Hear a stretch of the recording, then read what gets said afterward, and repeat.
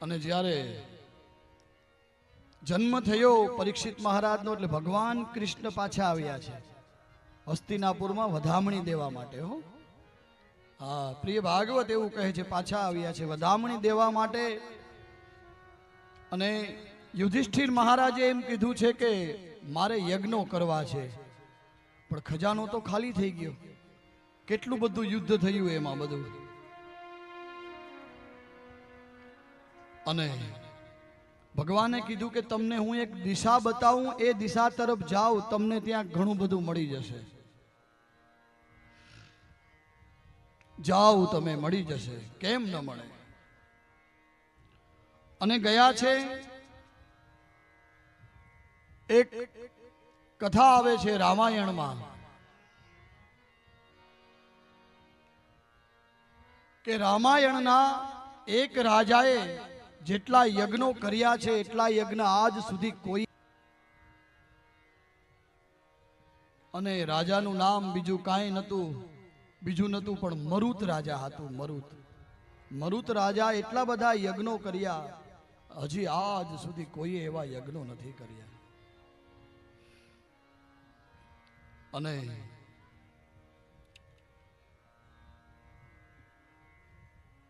એ રાજાએ શું કર્યું હતું? મરુત રાજાએ 6 માલે ચાલે એવડો યજ્ઞ કર્યો. અને એમાં ભાગવતજી એવું કહે છે કે બ્રાહ્મણોને દરરોજ પંચપાત્ર નવું આપે સોનાનું, કલશ નવા આપે, થાળીઓ નવી આપે, વાટકીઓ નવી આપે, બધું સોનાનું. 6 મહિના તો કેટલું સોનું ભેગું થાય. હવે બ્રાહ્મણો ત્યાંથી કેટલું લઈ શકે? પણ એવું કીધું છે કે જેટલું લઈ શકાય એટલું લીધું ને બાકી બધું ત્યાં મૂકી દીધું. અને ભગવાન કૃષ્ણે કીધું જાઓ તમે પૂર્વ દિશા તરફ, ત્યાં તમને મળી જશે. લઈને આવ્યા છે હસ્તિનાપુરમાં. અને 3 વાજપેયી યજ્ઞ કર્યા છે.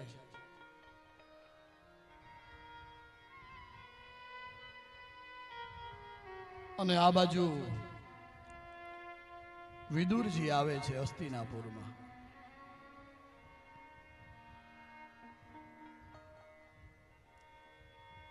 ગાંધારી અને ધૃતરાષ્ટ્રને મળે છે, પાંડવોને મળે છે. અને આ વાજપેયી યજ્ઞ કરાવ્યા પછી ભગવાન કૃષ્ણ અર્જુનને લઈને દ્વારિકા વયા ગયા. અને પાછળથી આવે છે વિદુરજી આવે છે. અને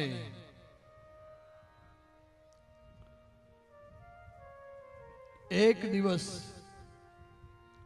ગાંધારી અને ધૃતરાષ્ટ્રને એમ કહે છે કે હજી લાગી નથી?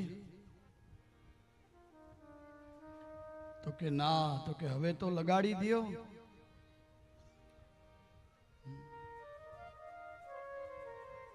હવે તો સમજી જાઓ, હવે આ બધું છોડી દો. અને આ બધું જ છોડી દો.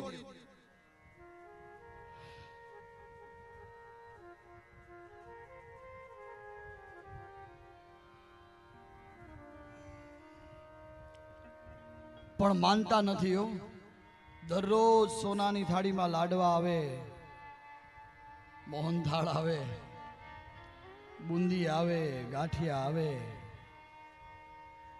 બટેટાનું શાક આવે, દાળ ભાત આવે, ગાજર મરચાનો સંભારો આવે, ઠંડી ઠંડી છાશ આવે. પછી ક્યાંથી છોડવાનું મન થાય એને? પણ વિચાર કર્યો હવે વિદુરજીએ, અને ભાઈ હોય તો વિદુર જેવો,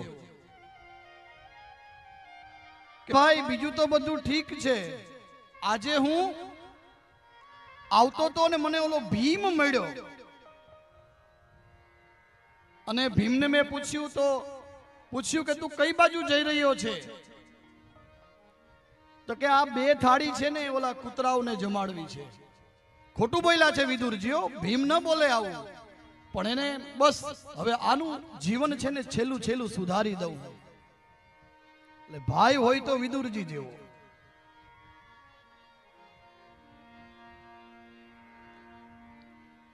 ઓહો આવું કીધું તો કે હા હવે તો સમજી જાઓ.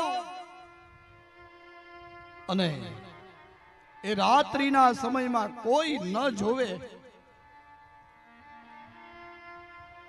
બધું છોડી દીધું. પોતાના અલંકાર, વસ્ત્ર, સોનું, ચાંદી જે પહેરતા બધું છોડી અને વિદુરજી ગાંધારી અને ધૃતરાષ્ટ્રને લઈને નીકળી ગયા વનમાં. સવાર પડ્યું, જોયું તો ખંડમાં એના મહેલમાં ધૃતરાષ્ટ્રને ગાંધારી નથી ને સાથે વિદુર કાકા પણ નથી.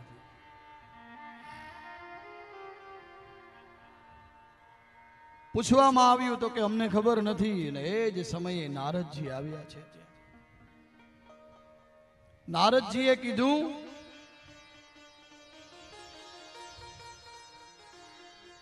હવે એનું જે પાછલી જિંદગી છે ને એ સુધારવા દો. હવે એને શોધવા જતા નહીં.